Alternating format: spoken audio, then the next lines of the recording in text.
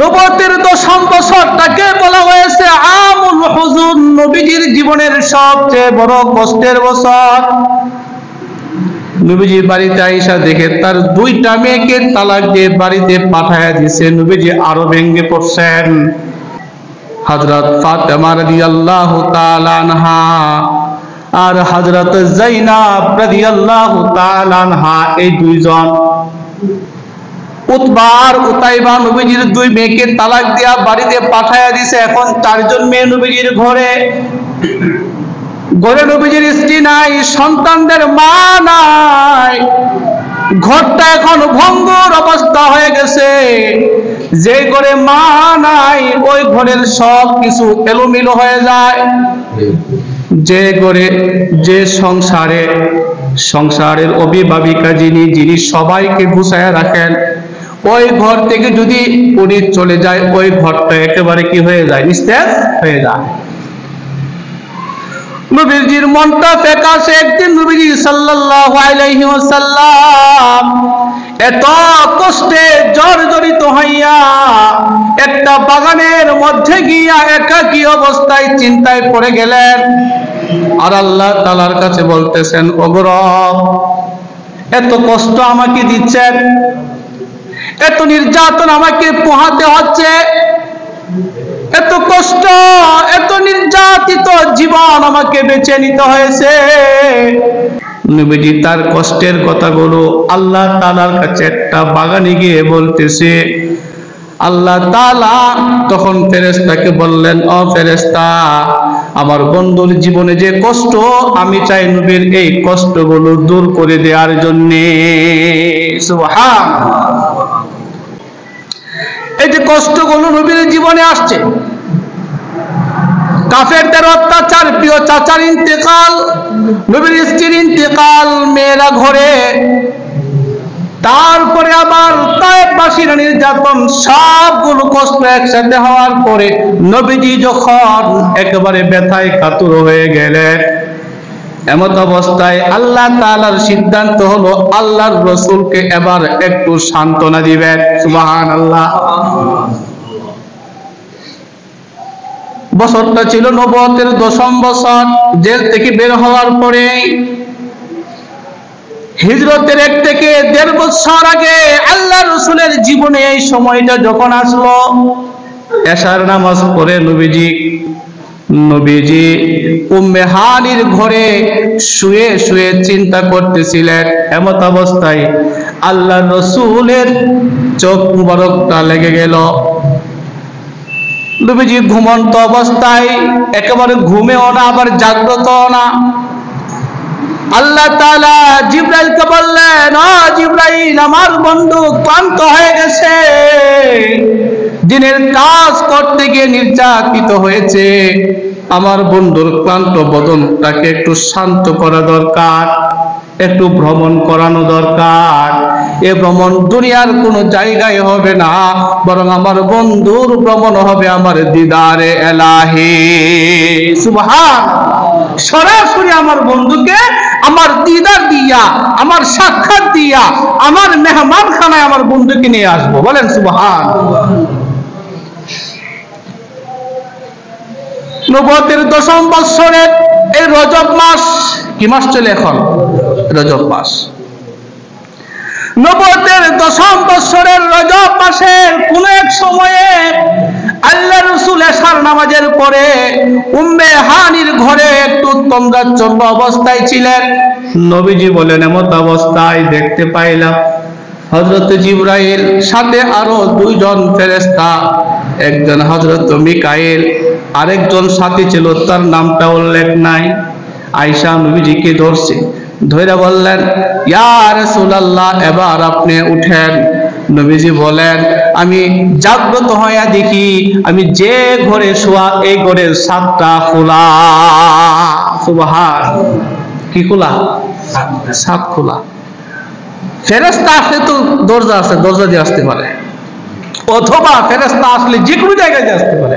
হঠাৎ ঘরের ছাদ খোলা হবে কেন? এই মুহূর্তে যদি মসজিদের এই ছাদ খোলা থাকে বা হঠাৎ করে ফাঁক হয়ে যায়, মনের মধ্যে একটু কৌতূহল জাগবে কিনা, ভয় ভয় কাজ করবে কিনা? আল্লাহ রাসূল বলেন, হঠাৎ আমি দেখলাম আমার ঘরের ছাদ খোলা। ছাদ খোলার পরক্ষণে দেখতে পাইলাম জিবরাইল আর দুইজন ফেরেশতা নিয়ে আমার সামনে উপস্থিত। মুফাসসিরিনে কেরাম বলেন, ছাদটা কেন খোলা হলো? ছাদটা এই জন্যই খোলা হলো, আল্লাহ তাআলা বুঝাইতে চাইলেন আজকে এমন একটা ঘটনা ঘটাবো যে ঘটনা পৃথিবীর ইতিহাসে আর কেউ ঘটাতে পারবে না। সুবহানাল্লাহ। এই ঘটনা আল্লাহ তাআলা কুরআনুল কারীমের সাথ করেছেন, সুবহানাল্লাযী আসরা বিআবদিহি লাইলাম মিনাল মাসজিদিল হারামি ইলাল মাসজিদিল আকসা আল্লাযী বারাকনা হাওলাহু লিনুরিয়াহু মিন আয়াতিনা। আল্লাহু আকবার। আল্লাহ তাআলা বলেন, বন্ধু ক্লান্ত হয়ে গেছেন, আপনার বিশ্রামের দরকার, কষ্টে নিপতিত হয়েছেন, কষ্ট দূর হওয়া দরকার। দুনিয়ার মানুষেরা তারা ক্লান্ত বদনকে শান্ত করার জন্য বিভিন্ন জায়গায় বেড়াইতে যায়। কেউ সুইজারল্যান্ডে যায়, কেউ ইটালি যায়, দুবাই যায়, কেউ মালদ্বীপ যায়, আমেরিকা, অস্ট্রেলিয়া, বিভিন্ন জায়গায় মানুষেরা নিজের অবসাদ গ্রহণ করার জন্য যায়। আপনাকে দুনিয়ার অন্য কোথায় জায়গায় আমি নেব না। ও বন্ধু, আপনাকে আমি অবসাদকালীন সময় কাটানোর জন্য আমি আল্লাহর অফিসে নিয়ে আসব। আর এই কাজটা এত কঠিন, এত কঠিন, এই জন্য আল্লাহ তাআলা বলেন, সুবহানাল্লাযী, আশ্চর্যজনক ঘটনা ঘটাবো। এই জন্য আল্লাহ তাআলা আশ্চর্যজনক ঘটনা ঘটানোর কারণে সুবহান শব্দ উল্লেখ করেছেন, কারণ এটা সবচেয়ে বড় আশ্চর্য ঘটনা। কারণ যে কোন আশ্চর্য ঘটনা শুনলেই আমাদের জবান থেকে বের হয়ে আসে সুবহানাল্লাহ, ঠিক না? যে কোন আশ্চর্য ঘটনা, সর্বনাশ, এত বড় একটা কাহিনী তুমি ঘটাইছো, এরকম হয় কি হয় না? সুবহানাল্লাহ বলে। দেখেন আল্লাহ তাআলা আরো অনেক কিছু ঘটাইছেন আশ্চর্যজনক ঘটনা, কিন্তু সুবহান শব্দ উল্লেখ করেন নাই। হযরত ইব্রাহিম আলাইহিস সালাতু ওয়াস সালাম স্বৈরাচার ফেরাউনের আগুনে নিক্ষিপ্ত হয়েছিল, 40 দিন পর্যন্ত ওই আগুনের মধ্যে ছিল, ঠিক কিনা? 40 দিন পর্যন্ত আগুনের মধ্যে হযরত ইব্রাহিম ছিল। বলেন তো, আগুনে কেউ পড়লে বাঁচে না মরে? আর একটু জোরে কোন, বাঁচে না মরে? আগুনের মধ্যে অক্সিজেন আসেনি? অক্সিজেন নাই, আগুনে পয়রা মারা যাবে, এটাই স্বাভাবিক। কিন্তু 40 দিন পর্যন্ত হযরত ইব্রাহিম আগুনের মধ্যে ছিলেন। আশ্চর্যজনক কিনা? এখন যদি কোন একটা বালক, আরে অনেক সময় জন্মের পরেই দেখবেন কেউ আল্লাহ আল্লাহ জপতেছে, যাবে না? তখন তার অনেকে সর্বনাশ, কত বড় কামিল লোক, তার মা জানি কত বড় কামিল ছিল। অথবা কেউ যদি কোন একটা আগুনের মধ্যে 2 মিনিট থেকে আয় পড়ে, না পড়ে তারা একদম পীর বানায় লাগবে, এরকম আছে কিনা? হযরত ইব্রাহিম আলাইহিস সালাম 40 দিন পর্যন্ত আগুনের মধ্যে নিক্ষিপ্ত হইলেন। সেই আগুন থেকে আল্লাহ তাআলা কত অবস্থায় বের করলেন, এটা একটা আশ্চর্যজনক ঘটনা কিনা? হযরত ইব্রাহিম আলাইহিস সালাম তার পরবর্তী জীবনে তার আত্মীয় স্বজন, নাতি নাতগণদের নিয়ে আলোচনা করতেন আর বলতেন, আমার জীবনে যত আনন্দ উপভোগ করেছি, যত সুখ শান্তিতে আমি থেকেছি, ইব্রাহিম আলাইহিস সালাম বলেন, নমরুদ আমাকে যে আগুনে নিক্ষেপ করেছিল, যে কয়দিন আগুনের মধ্যে ছিলাম, দুনিয়ার সবচাইতে শান্তি আমি সেখানে পেয়েছি। আশ্চর্য কিনা? আল্লাহ তাআলা কোরআনে বলছেন, ইয়া নারু কুনি বারদাও ওয়া সালামান আলা ইব্রাহিম। আগুনকে আল্লাহ তাআলা বলছেন, হে আগুন, ইব্রাহিমের জন্য ঠান্ডা হয়েও না বেশি, গরম হয়েও না বেশি, না শীতোষ্ণ হয়ে যাও। স্বাভাবিকভাবে বলছেন আল্লাহ কোরআনে এই ঘটনা তুলে ধরছেন, কিন্তু এই ঘটনা বলার আগে আল্লাহ বলে নাই যে সুবহান। কি বলে নাই? সুবহান বলে নাই। আল্লাহর আরেকজন পয়গম্বর হযরত ইউনূস আলাইহিস সালাতু ওয়াস সালাম, তাকে সাগরে নিক্ষেপ করা হলো।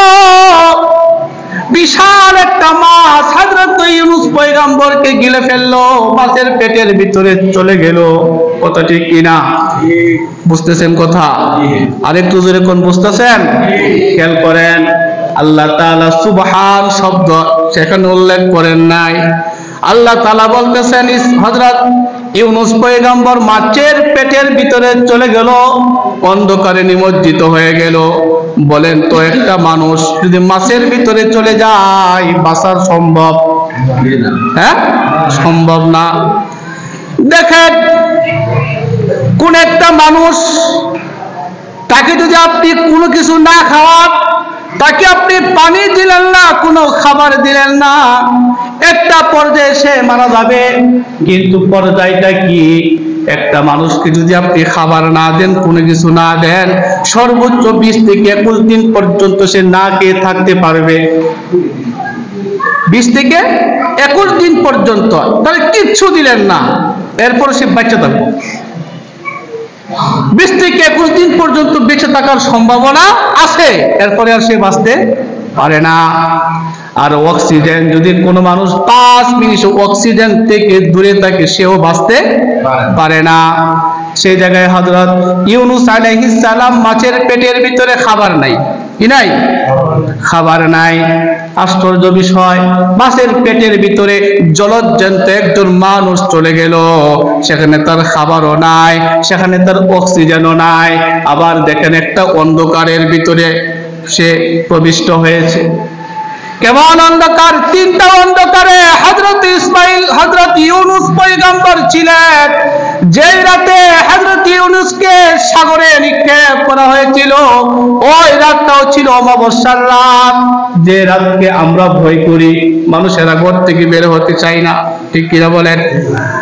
আরেকটা অন্ধকার হলো গভীর সাগরের তলদেশে পাঠায় দিতে, সেখানেও তো অন্ধকার। অন্ধকার কিনা? মাছের পেটের ভিতরে চলে গেছে, এটা একটা অন্ধকার। মাছের পেটের ভিতরে থাকাকালীন অবস্থায় অন্ধকারে নিমজ্জিত, গভীর সাগরের তলদেশে পড়ে গেলেন, সেটাও একটা অন্ধকার। যে রাতে হযরত ইউনূস পয়গম্বরকে সাগরে নিক্ষেপ করা হলো, ওই রাতটাও ছিল অমাবস্যার রাত। 3টা অন্ধকার একসাথে, আবার খাবার নাই। আবার দেখেন অন্ধকার, স্বাভাবিক অবস্থায় কোন মানুষকে যদি কোন একটা অন্ধকার জায়গায় রেখে দেন, কোন একটা অন্ধকার জায়গায় একজন সুস্থ সবল মানুষকে যদি আপনি রেখে দেন, যেই ঘরের মধ্যে কোনো আলো নাই, কি নাই? আলো নাই, লাইট নাই, বাইরের কোনো কিছু যাবে না, একদম অন্ধকার। দুনিয়ার কোনো মানুষকে যদি একটা এমন অন্ধকার ঘরের মধ্যে বা রুমের মধ্যে রেখে দেন, তার চোখের সামনে শুধু অন্ধকার, 7 দিন পরে দেখবে সে একদম অন্ধ হয়ে গেছে। কি হয়ে গেছে? অন্ধ হয়ে গেছে। তার চোখের আলো একদম নিভে যাবে, তার চোখের পাওয়ার শেষ হয়ে যাবে। 1 সপ্তাহ পর্যন্ত যদি তার সামনে কোনো আলোই না থাকে, শুধু অন্ধকারের মধ্যে সে থাকে, তখন তার চোখের আলো কি হয়ে যাবে? কথা হয় না, কি হয়ে যাবে? ফুরাইয়া যাবে, সে আর দেখতেই পারবে না কিছু, একদম অন্ধ হয়ে যাবে। বিজ্ঞান বলছে। হযরত ইউনূস পয়গম্বরের এই যে কাহিনী, ইউনূস পয়গম্বর 3টা অন্ধকারে নিমজ্জিত, 40 দিন পর্যন্ত মাছের পেটের ভিতরে অন্ধকারে, খাবার নাই, অক্সিজেন নাই। এরপরে 40 দিন পরে আল্লাহর হুকুমে মাছ তাকে সাগরের কিনারায় রাখছে। বলেন সুবহানাল্লাহ। এই ঘটনা আল্লাহ তাআলা কুরআনুল কারীমে তুলে ধরেছেন, কিন্তু এত আশ্চর্যজনক ঘটনা বলার পরেও, উল্লেখ করার পরেও আল্লাহ তাআলা বলেন নাই সুবহান। সুবহান শব্দ দিয়ে আল্লাহ এই কুরআনের মধ্যে এই ঘটনা উল্লেখ করেন নাই। আর এমন অনেক অনেক আশ্চর্যজনক ঘটনা আল্লাহ কুরআনে তুলে ধরছেন, কিন্তু কোন ঘটনার আগে আল্লাহ সুবহান বলেন নাই।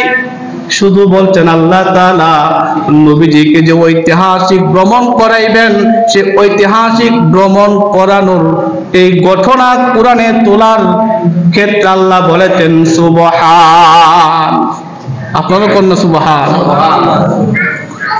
মানে মহাপবিত্র কৃষ্ণময় সেই সত্তা যার দ্বারা এত কঠিন কাজ করা কি সম্ভব।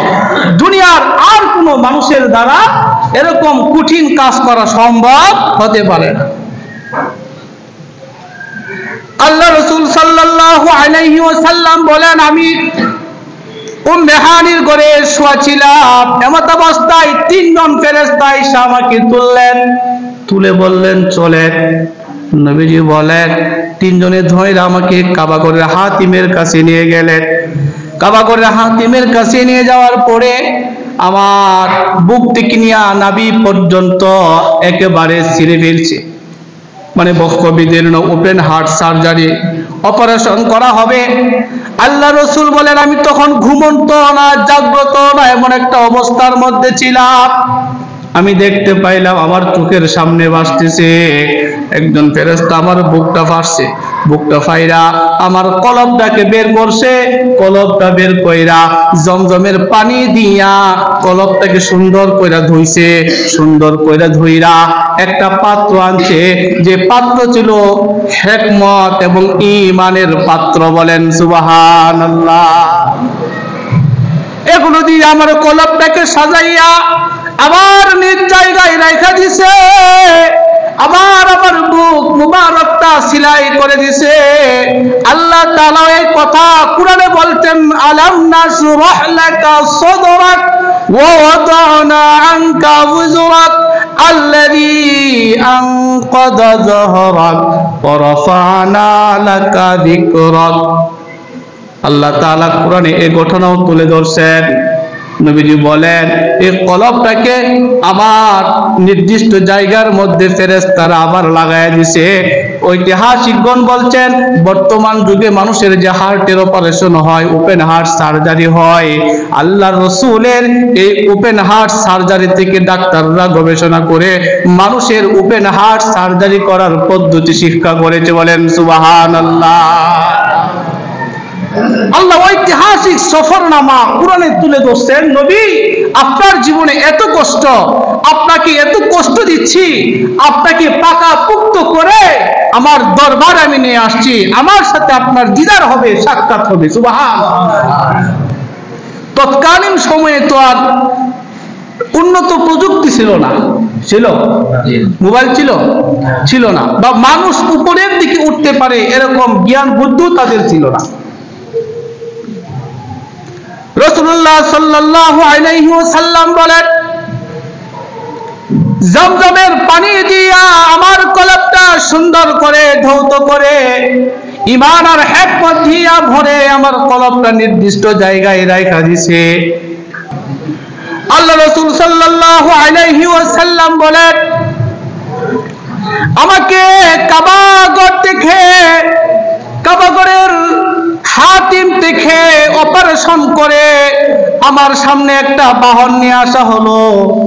আল্লাহ তাআলা কুরআনে বলতেন, সুবহানাল্লাযী আসরা বিআবদিহি লাইলাম মিনাল মাসজিদিল হারাম ইলাল মাসজিদিল আকসা।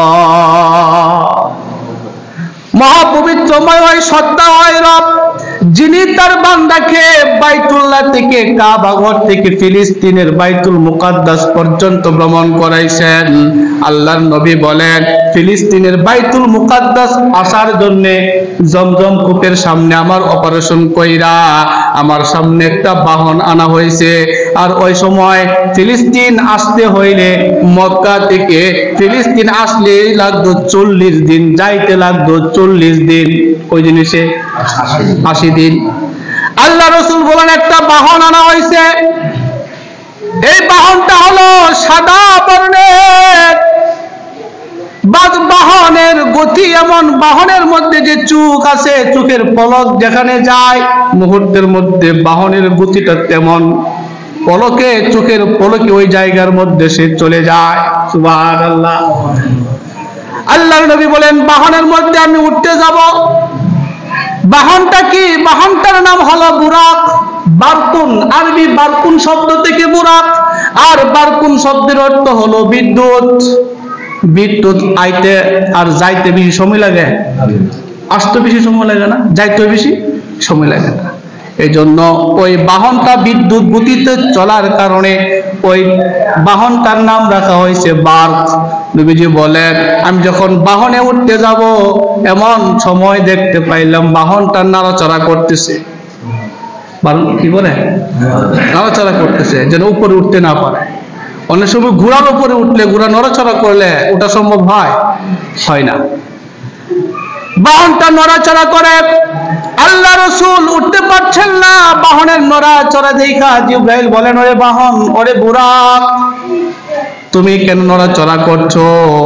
আজকে তোমার মাঝে এমন একজন ব্যক্তি আরোহণ করবে, তার মতো উত্তম, তার মতো শ্রেষ্ঠ কোনো বাহন, তার মতো শ্রেষ্ঠ কোনো সাওয়ারি তোমার উপর কখনো আরোহণ করে নাই। সুবহানাল্লাহ। আল্লাহ রাসূলকে বাহনে তোলা হলো, চোখের পলকের বিদ্যুতের গতিতে আল্লাহ রাসূলকে এমন একটা জায়গায় নিয়ে যাওয়া হলো, যে জায়গাটা শুধু খেজুর গাছে ভরা, উত্তপ্ত মরুভূমি, পাশে শুধু খেজুর গাছ। হযরত জিবরাইলকে বললেন, ও জিবরাইল, এই জায়গাটা কোনটা? আল্লাহ রাসূলকে জিবরাইল বললেন, ও পয়গম্বর, যেখানে খেজুর গাছে ভরপুর আর আশেপাশে শুধু বালু আর বালু, এই জায়গাটা হলো ইয়াসরিব। আপনি এখানে হিজরত করে আসবেন, আপনি আসার সাথে সাথে এই জায়গার নাম হয়ে যাবে মদিনাতুর রাসূল। মদিনাতুর রাসূল, রাসূলের শহর হয়ে যাবে। এই জায়গাটার নাম এখন ইয়াসরিব। আপনি অচিরে এখানে হিজরত করে আসবেন, হিজরত করে আসলে এই জায়গার নাম হয়ে যাবে মদিনাতুর রাসূল। বলেন সুবহানাল্লাহ। নবীজি বুরাক থেকে নামলেন না, ইমাম ওই জায়গাতে 2 রাকাত নামাজ আদায় করলেন, তারপরে আবার বুরাকে আরোহণ করলেন। বুরাকে আরোহণ করে সামনের দিকে যেতে লাগলেন।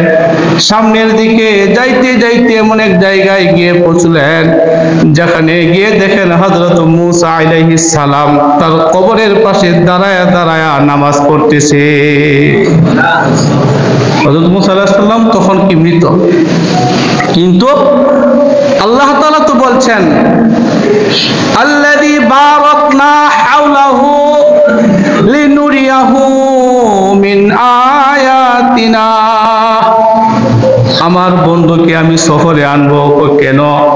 কারণ আমি আমার বন্ধুর জন্য এত সুন্দর সুন্দর নিদর্শন সাজায় রাখছি, আমার বন্ধু যেন আনন্দিত হয়ে যায় এই সুন্দর দৃশ্যগুলো দেখাবো। সুবহান। চিড়িয়াখানায় গেলে বা সুন্দর দর্শনীয় কোনো জায়গায় গেলে সুন্দর সুন্দর দৃশ্য দেখলে মন কি হয়ে যায়? সুন্দর হয়ে যায় না? মনে শান্তি লাগে। কি সুন্দর দৃশ্য! সাগরের পাড়ে দাঁড়ায় যখন সূর্য ডুবা দেখে, তখন এটা ছবি তুলে নিয়ে আসে, কি সুন্দর চমৎকার একটা দৃশ্য। বিকালবেলা যখন নদীর কিনারে বৈশা হাওয়া লাগায়, ভালো লাগে। আল্লাহ তাআলা বলেন, হাওলাহু লিনুরিয়াহু মিন আয়াতিনা। আমার বন্ধুর ক্লান্ত বদনকে শান্ত করার জন্য আমার দরবারে নিয়ে আসবো। আর আসতে যাইতে আমি যে নিদর্শনগুলো রাখছি, আমি আল্লাহ তাআলা যে সুন্দর সুন্দর দৃশ্যগুলো রেখে দিয়েছি, আশ্চর্যজনক বিষয়গুলো রেখে দিয়েছি, আমার বন্ধু এইগুলো দেখে দেখে আনন্দ উপভোগ করবে। সুবহানাল্লাহ। আরেকটা জায়গায় গিয়ে পৌঁছলেন, বুরাকে উঠে এমন একটা জায়গায় গেলেন যে জায়গাটার নাম হলো বেতলহাম। তাকে আরবিতে বলা হয় বাইতুল্লাহাম, মানে হলো এমন একটা জায়গা। জিজ্ঞাসা করা হলো, ও জিবরাইল, এই জায়গাটা কোথায়? হযরত জিবরাইল বললেন, ওগো পয়গম্বর, এই জায়গাটা হলো হযরত ঈসা পয়গম্বরের জন্মস্থান। সুবহানাল্লাহ। হযরত ঈসা পয়গম্বর একটা খেজুর গাছের নিচে ওনার জন্ম হয়েছিল। একটা অলৌকিক ঘটনা, আশ্চর্যজনক ঘটনা আল্লাহ কোরআনে তুলে ধরছেন, কিন্তু সুবহান শব্দ বলে নাই। হযরত ঈসা পয়গম্বর দুনিয়ার অন্য 10টা মানুষের মতো স্বাভাবিকভাবে দুনিয়াতে আসেন নাই। আমাদের মা আছে, বাবা আছে, কিন্তু ঈসা পয়গম্বরের শুধু মা আছে, বাবা নাই। বাবা ছাড়া আল্লাহ তাআলা হযরত ঈসা পয়গম্বরকে দুনিয়াতে পাঠিয়েছিলেন। এটা একটা আশ্চর্যজনক ঘটনা, ঠিক কিনা বলে? তো তার জন্মটা হয়েছিল একটা খেজুর গাছের নিচে, বেতেলহাম, বর্তমানে তার নাম কি? বেতেলহাম। তার নাম এসেছে বাইতুল্লাহাম, মানে হযরত ঈসা আলাইহিস সালামের জন্মস্থান যেখানে ওইটা। আর ফিলিস্তিনের বাইতুল মুকাদ্দাস আসতে হলে এই জায়গাটা হয়ে আসতে হবে। আর আমার আল্লাহ তাআলার ইচ্ছা হলো আমাদের নবী সাল্লাল্লাহু আলাইহি ওয়াসাল্লামকে এই নিদর্শনগুলো দেখায়া মনে প্রফুল্লতা দান করবে। সুবহানাল্লাহ। হযরত জিবরাইল আলাইহিস সালাম নবীকে বললেন, ইয়া রাসূলুল্লাহ, এটা হলো ঈসা পয়গম্বরের জন্মস্থান, এখানে নেমে আপনি 2 রাকাত নামাজ পড়েন। তখন নবীজি ওইখানে থেকেও 2 রাকাত নামাজ আদায় করলেন। বেতেলহাম থেকে আবার বুরাকে উঠলেন, বুরাকে ওইটা ফিলিস্তিনের বাইতুল মুকাদ্দাস চলে আসলেন। আয়েশা প্রত্যেক নবীগণ বাইতুল মুকাদ্দাসের পাশেই, যেমন ভিআইপি লোকেরা কোনো মার্কেটে গেলে বা কোনো জায়গায় গেলে তাদের গাড়ি রাখার জন্য আলাদা জায়গা থাকে, থাকে কিনা? তৎকালীন সময় তো আর গাড়ির প্রচলন ছিল না, বাহন ছিল উট, গাধা, কচ্ছর, এগুলোতে আরোহণ করে যাইতো। তো ফিলিস্তিনের বাইতুল মুকাদ্দাসের পাশেই নবী আলাইহিস সালামগণ ওইখানে গিয়ে তাদের বাহনটা যে জায়গায় বাঁধতো, নবীজিও ওই বুরাকটাকে ওই জায়গাটায় বাঁধলেন। ফিলিস্তিন বাইতুল মুকাদ্দাস গিয়া দেখে বাইতুল মুকাদ্দাসে হযরত আদম থেকে নিয়ে ঈসা পর্যন্ত সব নবীগণ বাইতুল মুকাদ্দাসে উপস্থিত। সুবহানাল্লাহ। হাদিসে পাকে এসেছে যে বাইতুল মুকাদ্দাস যাওয়ার পরে সেখানে দেখতে পেলেন হযরত মুসা আলাইহিস সালাম বাইতুল মুকাদ্দাসে নামাজ পড়তেছেন। সুবহানাল্লাহ। হযরত ঈসা আলাইহিস সালামও বাইতুল মুকাদ্দাসে নামাজ পড়তেছেন। সমস্ত নবীগণ কাতারবন্দি হয়ে দাঁড়িয়ে আছে, কে ইমামতি করবে? একজন আরেকজনের দিকে তাকাইতে লাগলেন। এমন সময় হযরত জিবরাইল আলাইহিস সালাম আমাদের নবীকে ধরে সামনে ইমামতির জায়গায় দাঁড় করায় দিলেন। সুবহানাল্লাহ। নবী সাল্লাল্লাহু আলাইহি ওয়াসাল্লামের ইমামতিতে সমস্ত নবীগণ 2 রাকাত নামাজ সম্পন্ন করলেন, যে প্রমাণ হয়ে গেছে যে আমাদের নবী ইমামুল মুরসালিন, সমস্ত নবীগণের কি ইমাম। আল্লাহর নবী সাল্লাল্লাহু আলাইহি ওয়াসাল্লাম বাইতুল মুকাদ্দাসে সব নবীগণের ইমামতি যখন সম্পন্ন করলেন, ইমামতি সম্পন্ন করে আল্লাহর রাসূল আবার বুরাক আরোহণ করবেন, বাইতুল মুকাদ্দাস থেকে বের হবেন। এমন সময় হযরত জিবরাইল আলাইহিস সালাতু ওয়াস সালাম নবীজির সামনে এসে উপস্থিত হয়ে গেলেন। তার সাথে 2টা পাত্র, 2টা পেয়ালা নিয়া হযরত জিবরাইল নবীজির সামনে উপস্থিত। একটা পেয়ালার মধ্যে হলো দুধ, আর একটা পেয়ালার মধ্যে হলো মদ বা শরাব। 2টা পানীয় বস্তু, একটা প্লেট বা একটা পাত্রের মধ্যে দুধ, আর একটা পাত্রের মধ্যে কি মদ।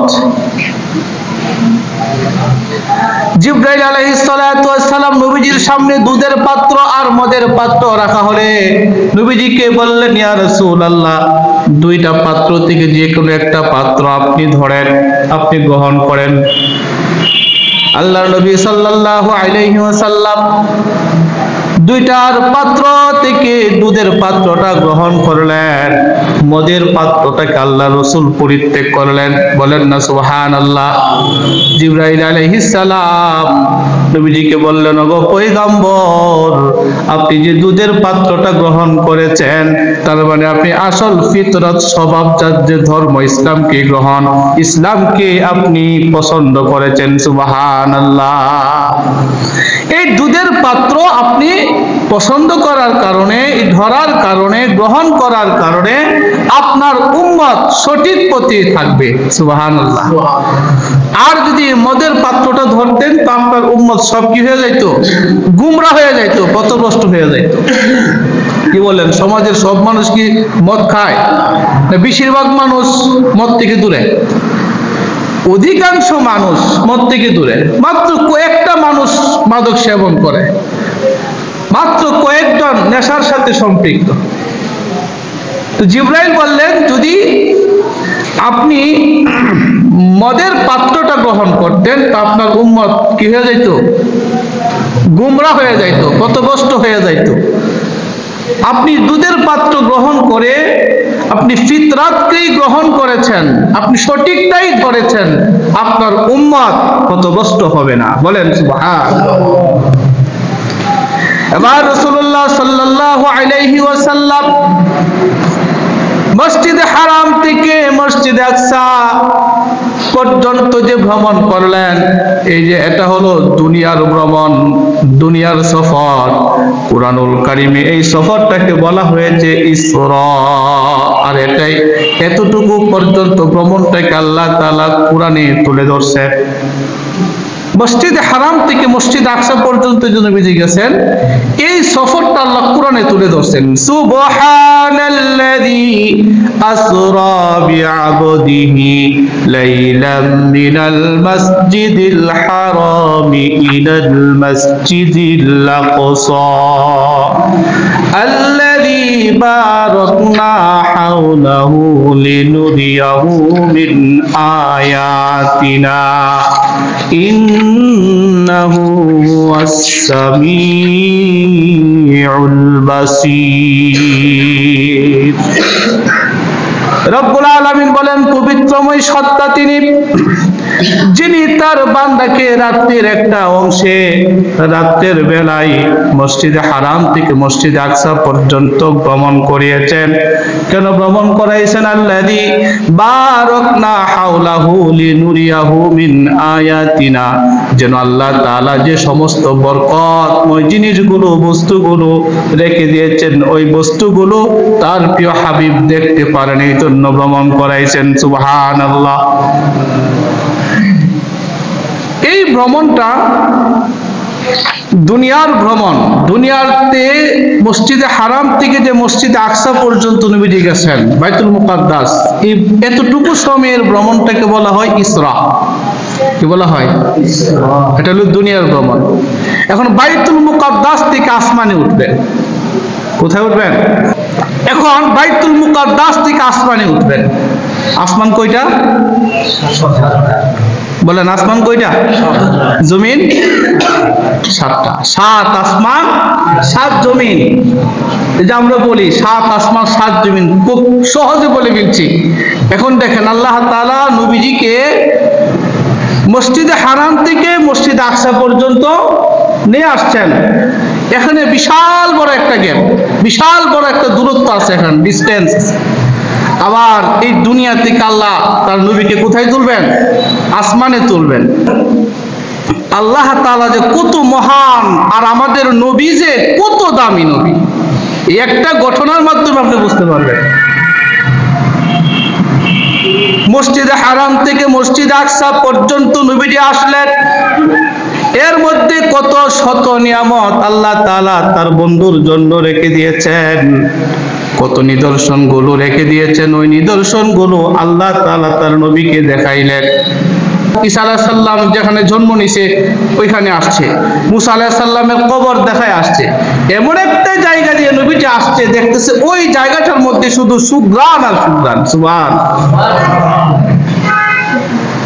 আল্লাহ তাআলার পয়গম্বর রাসূলুল্লাহ সাল্লাল্লাহু আলাইহি ওয়াসাল্লাম জিবরাইলকে জিজ্ঞাসা করলেন, ও জিবরাইল, এই যাত্রা পথে এই জায়গার মধ্যে এত সুঘ্রাণ খুশবু, সুন্দর খুশবু কোত্থেকে আসলো? এমন সুন্দর খুশবু তো ইতিপূর্বে আর কখনো আমি গ্রহণ করি নাই। চমৎকার একটা সুগন্ধ বের হচ্ছে, কারণ কি? জিবরাইল আলাইহিস সালাতু ওয়াস সালাম তখন অতীত একটা কাহিনীর কথা তুলে ধরে বললেন, ও পয়গম্বর, আপনার আগে এক নবী ছিল হযরত মূসা আলাইহিস সালাম। মূসা আলাইহিস সালামের আমলে ফেরাউন তার করে একজন দাসী রেখেছিলেন, মহিলা দাসী। ওই মহিলা দাসী গোপনে গোপনে আল্লাহর উপর ঈমান এনেছিল, আর মূসা পয়গম্বরের উপর ঈমান এনেছিল। বলেন সুবহানাল্লাহ। একদিন ওই দাসী ফেরাউনের কন্যার মাথার চুল চিরুনি নিয়ে যখন ফেরাউনের কন্যার মাথার চুল আশ্রাইতেছিল, চিরুনিটা মাটিতে পড়ে গেল। দাসীটা চিরুনিটা বিসমিল্লাহ বলে উঠিয়েছিলেন। এই যে বিসমিল্লাহ বলে উঠানোর কারণে ফেরাউনের কন্যা রাগান্বিত হয়ে বলল, তুমি বিসমিল্লাহ কেন বললে? তার মানে আমার বাবাকে বলছো কিনা? দাসী বলল, না, তোমার বাবাকে আমি আল্লাহ বলে মানি না। আমি তো আল্লাহ তো বলছি বিসমিল্লাহ, আল্লাহর নামে তুলছি। তিনি হলেন ওই আল্লাহ যে আল্লাহ আমাকে সৃষ্টি করেছেন, তোমার বাবাকেও সৃষ্টি করেছেন। খলাকাস সামাওয়াতি ওয়াল আরদি ওয়া মা বাইনাহুমা। আমি তো ওই আল্লাহর নামে চিরুনি তুলছি যে আল্লাহ আসমান সৃষ্টি করেছেন, জমিন সৃষ্টি করেছেন। আসমান এবং জমিনে যা কিছু আছে সব কিছু জিনিস সৃষ্টি করেছেন, আমি ওই আল্লাহর নামে চিরুনি উত্তোলন করেছি। বলেন সুবহানাল্লাহ। কি বলো, আমার বাবা ছাড়া তোমার আরো রব আছে? হ্যাঁ, অবশ্যই আছে। ফেরাউনের কন্যা রাগান্বিত হয়ে ফেরাউনকে এই কথাগুলো জানায়া দিল। ফেরাউন রাগান্বিত হইয়া দাসীকে জিজ্ঞাসা করলো, দাসী তুমি বলো তোমার রবকে? এবারও একই উত্তর দিল, আমার রব তো আল্লাহ। তাকে বিভিন্ন প্রস্তাব দেওয়া হলো, তোমার এই মত থেকে ফিরে আসো, আমাকে রব মানো। ফেরাউনের এই দাসী বলল, জীবন চলে যাবে, সব কিছু বিসর্জন দিতে পারি, কিন্তু যে রবের ঈমান আমি গ্রহণ করেছি সেই ঈমান থেকে আমি পিছপা হব না। সুবহানাল্লাহ। ফেরাউন এবার এই দাসীকে শাস্তি দেওয়ার জন্য বিভিন্ন ফন্দি আঁটলো। কি ফন্দি আঁটলো? ফেরাউন এই দাসীকে নির্মমভাবে অত্যাচার করলো, তার সন্তানদেরকে অত্যাচার করলো। তার চোখের সামনে বিশাল আকারে একটা পাত্র রাখা হলো, যে পাত্রের মধ্যে তৈল দিয়া এই পাত্রটাকে আগুন দিয়া অনেকভাবে গরম করা হলো, উত্তপ্ত করা হলো।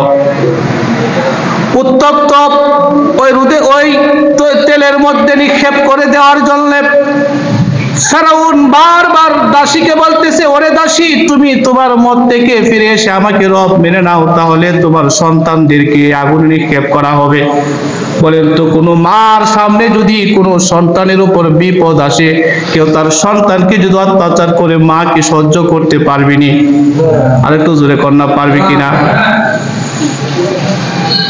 ঈমান দীপ্ত ওই মহিলা ঈমানের কেমন পরীক্ষা দিল। ওই মহিলা তখন বলেছিল, আমার সন্তানকেও যদি আপনি এই উত্তপ্ত তৈলের মধ্যে ফেলে দেন, তৈলাক্ত ডেগের মধ্যে ফেলে দেন, এরপরও আমি আমার ঈমান বিসর্জন দেব না। এভাবে তার বড় ছেলে, বড় সন্তান, দ্বিতীয় সন্তানকে তেলের মধ্যে নিক্ষেপ করা হলো মায়ের সামনে। দুইটা সন্তান তেলের মধ্যে পুড়ে ছাই হয়ে গেল। তার কোলে ছিল একটা দুধের শিশু, দুগ্ধপুষ্ট শিশু। এবার এই দুগ্ধপুষ্ট শিশুর ব্যাপারেও ফেরাউনের সেই জালিম আচরণ শুরু হয়ে গেল। ফেরাউন এবার তার কোলে থাকা শিশুকে এই তেলের মধ্যে ফেলে দিবে। ফেলে দেওয়ার আগে মহিলাকে বলতেছে, ওরে দাসী, তোমার দুইটা সন্তানকে তো তেলের মধ্যে নিক্ষেপ করে মেরে ফেললাম, এখন তোমার এই দুধের শিশুকেও ফেলে দেব। যে দুধের শিশু মায়ের কোলে আছে, কোনো মা তার চোখের সামনে তার দুধের শিশু মারা যাক, এই অবস্থা কখনো সহ্য করতে পারবে না। ঠিক কিনা বলেন? অফার দেওয়া হলে এখনো সময় আছে, তোমার দুধের শিশুকে বাঁচিয়ে রাখা হবে, ছেড়ে দেওয়া হবে, বিনিময়ে তুমি তোমার ঈমান ছেড়ে দাও। এই ঈমান যদি ছেড়ে দাও, আমাকে রব হিসেবে যদি মেনে নাও, তুমিও বেঁচে যাইবা, তোমার দুধের শিশুটাও বেঁচে যাবে।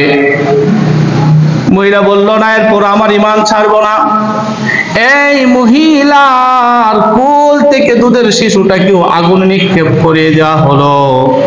তারপরে মহিলাকে বলল, এখনো সময় আছে, তুমি তোমার ঈমান ছেড়ে দাও, আমি ফেরাউনকে তুমি রব হিসেবে মেনে নাও, নয়তো তোমাকে ওই আগুনের মধ্যে নিক্ষেপ করা হবে, তেলের মধ্যে নিক্ষেপ করা হবে। মহিলা লক্ষ্য করল তেলের মধ্যে তার ছোট্ট শিশুটা পুড়তেছে।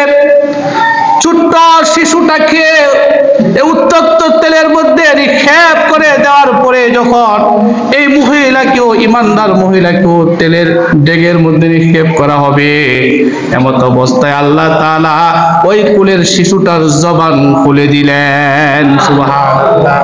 শিশুটা বলতেছে, ও গো মা, ও মা, আপনি চিন্তা করবেন না, পেরেশান হবেন না, আপনি তেলের মধ্যে ঝাঁপিয়ে পড়ুন। এই তেলের মধ্যে দুনিয়ার শাস্তি উপভোগ করলেও আখিরাতের শাস্তি থেকে আপনি রেহাই পাবেন। আল্লাহ তাআলা আপনার জন্য আখিরাতের মহা সাফল্য রেখে দিয়েছেন। সুবহানাল্লাহ। এই মহিলাকেও তেলের মধ্যে নিক্ষেপ করা হলো। এই মহিলা এবং তার সন্তানদেরকে যে জায়গাটায় দাফন করা হয়েছিল, আল্লাহ রাসূল ওই পথ দিয়ে যাওয়ার পথে, মসজিদে হারাম থেকে মসজিদ আকসা পর্যন্ত যাওয়ার পথে এই পথ দিয়ে যেতে হয়, ওইখান থেকে সুঘ্রাণ বের হচ্ছে। বললেন সুবহানাল্লাহ। জিবরাইল বললেন, এটা হলো ফেরাউনের ওই দাসীর কবর, যে কবর থেকে আল্লাহ তাআলা কুদরতি ভাবে সুঘ্রাণ বের করছেন। আল্লাহ তাআলা বলছেন, লিনুরিয়াহু মিন আয়াতিনা, আমার বন্ধুকে ভ্রমণটা করাবো এই জন্য, যেন আমার বন্ধুর জন্য কত শত নিয়ামত আমি রেখে দিয়েছি, এগুলো দেখাবো। সুবহানাল্লাহ। মসজিদে আকসা থেকে বের হলেন, এবার উপরের দিকে উঠবেন, আসমানের দিকে উঠবেন। 7 আসমান কত দূর, হাদিসে পাকে এসেছে দুনিয়া থেকে প্রথম আসমানের দূরত্ব হলো 500 বছরের রাস্তা। সুবহানাল্লাহ। 500 বছর, 500 বছর যদি দ্রুতগামী কোনো ঘোড়া অথবা কোনো বাহন দিয়া কোনো ব্যক্তি যাতায়াত করে 500 বছর যাতায়াত করার পরে যতটুকু যেতে পারবে, প্রথম এই দুনিয়া থেকে প্রথম আসমানের দূরত্ব হলো ততটুকু। সুবহানাল্লাহ। তারপরে প্রথম আসমান থেকে দ্বিতীয় আসমান, ওইখানে একটা মহাশূন্য আছে, সে তার দূরত্ব হলো 500 বছরের রাস্তা। দ্বিতীয় আসমান থেকে তৃতীয় আসমান, সেটাও 500 বছরের রাস্তা। তৃতীয় থেকে চতুর্থ, চতুর্থ থেকে পঞ্চম, পঞ্চম থেকে ষষ্ঠ, ষষ্ঠ থেকে সপ্তম, এভাবে এক একটা আসমানের মধ্যে আরেকটা আসমান থেকে দূরত্ব হলো 500 বছরের রাস্তা। সুবহানাল্লাহ। তারপরে সপ্ত আসমান, সপ্ত আসমানের পরে সিদরাতুল মুনতাহা, সিদরাতুল মুনতাহা সপ্ত আসমান থেকেও 500 বছরের রাস্তা দূরে হলো সিদরাতুল মুনতাহা। এরপরে আরশে আজিম, সিদরাতুল মুনতাহা থেকে আরশে আজিম পর্যন্ত বিশাল বড় একটা নহর আছে। নহর, নহর মানে বিশাল বড় একটা সাগর, যেটা আমার আপনার জ্ঞানে ধরবে না। কি বলে হুজুর, এগুলো মস্তিষ্কে ঢুকবে না। নাস্তিকরা তো এই বিষয়গুলো নিয়ে মুসলমানদেরকে কটাক্ষ করে, কিন্তু আল্লাহর হাবিব বলছেন সপ্তম আসমানের উপরে 500 বছর রাস্তা, 500 বছর রাস্তা অতিক্রম করার পরে সিদরাতুল মুনতাহা, সিদরাতুল মুনতাহা থেকে আরশে আজিম পর্যন্ত আল্লাহ তাআলা বিশাল বড় আকারের একটা নহর রেখেছেন, মহাসাগর রেখে দিয়েছেন। সেই মহাসাগরের দূরত্ব সিদরাতুল মুনতাহা থেকে আরশে আজিম পর্যন্ত, সেই মহাসাগরের দূরত্ব হলো 500 বছরের রাস্তা। সুবহানাল্লাহ। তারপরে হলো আরশে আজিম, সেখানে আল্লাহ তাআলা ফেরেশতা নিযুক্ত করেছেন। সেই ফেরেশতাদের কাদের মধ্যে কোন বর্ণনায় আসছেন পিঠের মধ্যে হলো আরশে আজিম, কারণ এই আরশে আজিমটা হলো পানির উপরে। সুবহানাল্লাহ বলেন না, পানির উপরে। আমি তো এক কথায় বলে ফেলি, আল্লাহ রাসূল 7 আসমান ভ্রমণ করেছেন, কিন্তু দুনিয়ার দিকে 7 আসমানে ভ্রমণ করতে গেলে কতটুকু সময়ের দরকার। এই জন্য আল্লাহ বলেন, সুবহানাল্লাযী আসরা আবদিহি লাইলাম মিনাল মাসজিদিল হারামি ইলাল মাসজিদিল আকসা। দুনিয়ার সফরের বেলায় আল্লাহ রাসূল সুবহান বলছেন, কিন্তু দুনিয়ার সফরের থেকে যখন আসমানের দিকে উঠবেন তখন আল্লাহ রাসূলকে জিবরাইল নিয়ে প্রথম আসমানের মধ্যে গেলেন 500 বছরের রাস্তা পাড়ি দিয়ে। প্রথম আসমানে যাওয়ার পরে প্রথম আসমানের দরজার কাছে গিয়া জিবরাইল আলাইহিস সালাম কলিং বেল টিপ দিলেন, খটখট করে আওয়াজ করলেন। প্রথম আসমানের ফেরেশতা বলল, আপনি কে? বলল, আমি জিবরাইল। আপনার সাথে কি? আমার সাথে মুহাম্মাদুর রাসূলুল্লাহ। বলেন না সুবহানাল্লাহ। উনি কি উপরে আসার অনুমতি আসেনি? জি হ্যাঁ, আল্লাহ তাআলা অনুমতি দিয়েছেন তাকে নিয়ে আসার জন্য, তাকে নিয়ে আসলাম। সংক্ষেপে বলছি, আল্লাহ তাআলার হুকুমে জিবরাইল আলাইহিস সালাম প্রথম আসমানে গেলেন। প্রথম আসমানে যাওয়ার পরে গিয়ে দেখলেন সেখানে আমাদের আবুল বাশার সমস্ত মানুষের পিতা হযরত আদম আলাইহিস সালাম বসে আছেন। সুবহানাল্লাহ। আল্লাহ রাসূল ভিতরে ঢুকলেন, বাবা আদমের সাথে সাক্ষাৎ হলো। বাবা আদম তার সবচেয়ে প্রিয়তম সন্তান মুহাম্মাদুর রাসূলুল্লাহকে দেখে খুশি হয়ে গেলেন। সুবহানাল্লাহ বলেন। আল্লাহ রাসূল দেখতে পেলেন বাবা আদমের ডান দিকে অনেক অনেক সন্তান বসে আছে, বাম দিকে অনেক সন্তান বসে আছে। বাবা আদম ডান দিকে তাকায়া হাসে। বাবা আদম যখন বাম দিকে তাকান তখন বাবা আদমের চেহারার মধ্যে হাসি। আদম আলাইহিস সালাম হাস্যোজ্জ্বল অবস্থায় তাকে ডান দিকে তাকালে আর বাম দিকে তাকাইলে বাবা আদমের মনটা খারাপ হয়ে যায়, চেহারা ফ্যাকাশে হয়ে যায়, তার চোখ দিয়ে পানি বের হয়ে যায়। হযরত জিবরাইলকে জিজ্ঞাসা করলো, ও জিবরাইল, বাবা আদমের অবস্থা এমন কেন? বাবার ডান দিকে তাকাইলে হাসি আর বাম দিকে তাকাইলে কেন কান্না করে? জিবরাইল বললেন, ও পয়গম্বর, বাবা আদমের ডান দিকে যে সমস্ত মানুষগুলোকে দেখছেন এরা হলো জান্নাতি। সুবহানাল্লাহ বলেন, এরা জান্নাতি। বাবা আদম তাদের দিকে তাকায় তাকায় খুশি হয়ে যায়, আমার এই সন্তানগুলো জান্নাতে যাবে। সুবহানাল্লাহ। আর যখন বাম দিকে তাকায় তখন বাবা আদমের মনে হয়ে যায় এরা হলো ওই পাপিষ্ঠরা যারা জাহান্নামে যাবে। এই জন্য বাবা আদম বাবা হিসেবে পাপিষ্ঠ সন্তানের জন্য কান্না করে। আল্লাহ তাআলা আমাদের সবাইকে বাবা আদমের নেক সন্তান হওয়ার তৌফিক দেন। সবাই বলেন আমিন। প্রথম আসমান থেকে দ্বিতীয় আসমানে উঠলেন, সেখানে গিয়ে হযরত ইয়াহইয়া আলাইহিস সালাম আর ঈসা আলাইহিস সালামের সাথে সাক্ষাৎ হলো। তৃতীয় আসমানে যাওয়ার পরে দেখতে পেলেন হযরত ইউসুফ আলাইহিস সালাম। নবীজি বললেন, ইউসুফকে দেখা এত সুন্দর লাগলো, পৃথিবীর সমস্ত কিছুর চেয়ে অর্ধেক সৌন্দর্য আল্লাহ তাআলা আমার ইউসুফ পয়গম্বরকে দিয়েছেন। সুবহানাল্লাহ। চতুর্থ আসমানে হযরত ইদ্রিস আলাইহিস সালামের সাথে সাক্ষাৎ হলো। পঞ্চম আসমানে হযরত হারুন আলাইহিস সালামের সাথে সাক্ষাৎ হলো। ষষ্ঠ আসমানে হযরত মূসা আলাইহিস সালামের সাথে সাক্ষাৎ হলো। নবীজি বলেন, আমি যখন ষষ্ঠ আসমানে মূসা পয়গম্বরের সাথে সাক্ষাৎ করলাম, সব আসমানে সব নবীগণ আমাকে অভ্যর্থনা জানিয়েছেন, মূসাও আমাকে অভ্যর্থনা জানাইছেন, সালাম দিয়েছেন। কিন্তু আমি যখন মূসা থেকে বিদায় নিয়ে সপ্তম আসমানে যাব, আমি লক্ষ্য করলাম আমার বিদায় দেওয়ার প্রাক্কালে মূসা পয়গম্বর অঝোর দ্বারাই কান্না করতেছে। জিজ্ঞাসা করা হলো, মূসা কেন কান্না করে? ও মূসা, তুমি কান্না করছো কেন? মূসা পয়গম্বর রাসূলুল্লাহকে বিদায় জানানোর সময় যখন কান্না করে জিজ্ঞাসা করা হলো তার কান্নার কারণ কি, উত্তর আসলো। মূসা পয়গম্বর বললেন, আমি এই মুহাম্মদ সাল্লাল্লাহু আলাইহি সাল্লামের আগে দুনিয়াতে এসেছি এবং আমি তার আগে দুনিয়াতে নবী হয়েছি। কথা ঠিক কিনা বলেন? হযরত মূসা বললেন, আমি এই মুহাম্মদ সাল্লাল্লাহু আলাইহি সাল্লামের আগে দুনিয়াতে এসেছি এবং তার আগে দুনিয়াতে আমি নবী হয়েছি, কিন্তু আমার পরে মুহাম্মদ সাল্লাল্লাহু আলাইহি সাল্লাম দুনিয়াতে এসেছেন এবং নবী হয়েছেন। আমার উম্মতের চেয়ে মুহাম্মদ সাল্লাল্লাহু আলাইহি সাল্লামের উম্মত বেশি হয়ে যাবে। সুবহানাল্লাহ। আমি আগে এসেও আমার উম্মত তত বেশি হলো না, কিন্তু মুহাম্মদ সবার শেষে এসে তার উম্মত বেশি হয়ে যাবে, তার উম্মত সবচেয়ে বেশি জান্নাতে যাবে। এই জন্য আমি কান্না করতেছি। সুবহানাল্লাহ। আল্লাহর নবী বলেন, তারপরে সপ্তম আসমানে উঠলাম, গিয়ে দেখি হযরত ইব্রাহিম আলাইহিস সালাতু ওয়াস সালাম বাইতুল মামুরে হেলান দিয়ে বসে আছেন। আর বাবা ইব্রাহিমের আশেপাশে ছোট্ট ছোট্ট বাচ্চারা খেলাধুলা করে। জিজ্ঞাসা করা হলো, এই ছোট্ট ছোট্ট বাচ্চাগুলো কারা? উত্তর দেওয়া হলো, দুনিয়ায় থাকতে নাবালেগ অবস্থায় যে সমস্ত সন্তানেরা দুনিয়া থেকে বিদায় হয়ে গেছেন, আল্লাহ তাআলা ওই নাবালেগ সন্তানদেরকে হযরত ইব্রাহিম আলাইহিস সালামের সঙ্গী বানায়া দিয়েছে।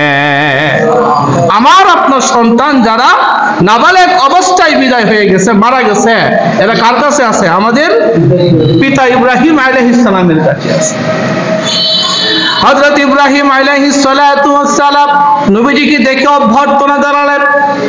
নবীজিকে দেখে ইব্রাহিম আলাইহিস সালাম স্বাগত জানালেন আর বললেন, ও আমার সন্তান, তুমি তোমার উম্মতদেরকে আমার পক্ষ থেকে একটা বার্তা পৌঁছে দিবে, আমার পক্ষ থেকে একটা মেসেজ, একটা বার্তা পৌঁছায় দিবে। ও বাবা, সেই বার্তাটা কি? হযরত ইব্রাহিম বললেন, তোমার উম্মতকে বলবে সবাই প্রত্যেকে যেন জান্নাতের মধ্যে গাছ লাগায়। সুবহানাল্লাহ। জান্নাতের মধ্যে গাছ লাগানো, জান্নাত নাজ নিয়ামতের জায়গা। ও বাবা ইব্রাহিম, জান্নাতের মধ্যে গাছ কিভাবে লাগাবে? বাবা ইব্রাহিম বললেন, জান্নাতের মধ্যে গাছ লাগানোর, গাছ কিভাবে লাগাবে আমি আমার সন্তানদের জন্য বলে দিলাম। তুমি তোমার উম্মতকে গিয়ে বলবে তারা যেন একটা আমল করে, এই আমল করলে আল্লাহ তাআলা জান্নাতের মধ্যে তাদের জন্য গাছ লাগায়া দিবে। সুবহানাল্লাহ। বললেন, সে আমলটা কি? হযরত ইব্রাহিম আলাইহিস সালাম আমাদের বাবা, তিনি বললেন, সে আমলটা হলো তারা যেন সকাল সন্ধ্যায় পড়ে সুবহানাল্লাহি আলহামদুলিল্লাহি ওয়ালা ইলাহা ইল্লাল্লাহু আল্লাহু আকবার। এই যে একটা বাক্য, খুব কঠিন না সহজ? বলেন না, সুবহানাল্লাহি ওয়ালহামদুলিল্লাহি ওয়ালা ইলাহা ইল্লাল্লাহু আল্লাহু আকবার। এই বাক্যটা যদি কোনো আল্লাহর বান্দা সকাল সন্ধ্যায় পাঠ করে, বাবা ইব্রাহিম বললেন তাদের জন্য জান্নাতে আল্লাহ তাআলা কি লাগাইবেন? গাছ লাগাইবেন। আল্লাহ তাআলা নবীজিকে প্রথম আসমান, দ্বিতীয় আসমান, এভাবে সপ্তম আসমান পর্যন্ত ভ্রমণ করাইছেন। এক একটা আসমানের দূরত্ব, একটা আসমান থেকে আরেকটা আসমানের দূরত্ব 500 বছরের রাস্তা। কত বিশাল একটা সফর আল্লাহ তাআলা করাইছেন। সপ্ত আসমানে হযরত ইব্রাহিম আলাইহিস সালাম যে বাইতুল মামুরের পিলারের মধ্যে হেলান দিয়ে বসা, নবীজি বললেন, গিয়ে দেখে ওইখানে ফেরেশতারা তাওয়াফ করতেছে। আশ্চর্যের বিষয় হলো যে ফেরেশতারা জীবনে একবার তাওয়াফ করে কিয়ামত পর্যন্ত তারা আর তাওয়াফ করার সুযোগ পাবে না। দৈনিক 70,000 ফেরেশতা ওটা তাওয়াফ করতেছে। সপ্তম আসমান পাড়ি দিয়ে নবীজি সাল্লাল্লাহু আলাইহি ওয়াসাল্লাম চলে গেলেন সিদরাতুল মুনতাহা। তার মানে হলো সিদরাতুল মুনতাহা এটা হলো সীমান্ত এলাকা, আসমানেরও সীমান্ত এলাকা। তারপরে নিচ থেকে উপরের দিকে উঠতে গিয়ে সীমান্ত এলাকা, আবার উপর থেকে নিচে নামতে গিয়ে সীমান্ত এলাকা। তার মানে হলো এই সিদরাতুল মুনতাহার উপরেও আরো অনেক মহাশূন্য আছে। হাদিস বলতেছে যেগুলো মানুষের ব্রেইনে ঢুকে না। বর্তমানে বিজ্ঞান এখন পর্যন্ত আসমান আছে কিনা এটা স্বীকার করে না। আপনি বৈজ্ঞানিক ভাবে যদি একটু তালাশ করেন, খোঁজ খবর নেন, বিজ্ঞানীরা 7 আসমান আছে এটা এখনো স্বীকার করে না। এই জন্য অধিকাংশ বৈজ্ঞানিক এরা নাস্তিক হয়ে যায়, তারা আল্লাহ রসুলের এই মেরাজটাকে বিশ্বাস করে না। কিন্তু কুরআন এই সমস্ত কথা আল্লাহ তাআলা কুরআনুল কারীমে তুলে ধরেছেন। বলেন সুবহানাল্লাহ। 7 আসমানের পরে সিদরাতুল মুনতাহা যাবে। 7 আসমান থেকে সিদরাতুল মুনতাহা পর্যন্ত কয় বছরের রাস্তা বলছিলাম বলেন তো? 500 বছরের রাস্তা। সিদরাতুল মুনতাহা এটা হলো একটা সীমান্ত এলাকা। সেখানে যাওয়ার পরে আল্লাহ রাসূল এমন একটা জায়গায় গিয়ে পৌঁছলেন, সেই জায়গাটার গিয়ে দেখে সেখানে কলমের খসখসানি আওয়াজ আল্লাহ রাসূল শুনতে পাইলেন। কলমের খসখসানি আওয়াজ সিদরাতুল মুনতাহা পার হয়ে, সিদরাতুল মুনতাহা পার হয়ে, একটু খেয়াল করেন, সিদরাতুল মুনতাহা পার হয়ে আল্লাহ রাসূল সাল্লাল্লাহু আলাইহি ওয়াসাল্লাম এমন একটা জায়গায় গিয়ে পৌঁছলেন যেখানে গিয়ে কলমের খসখসানি আওয়াজ শুনতে পাইলেন।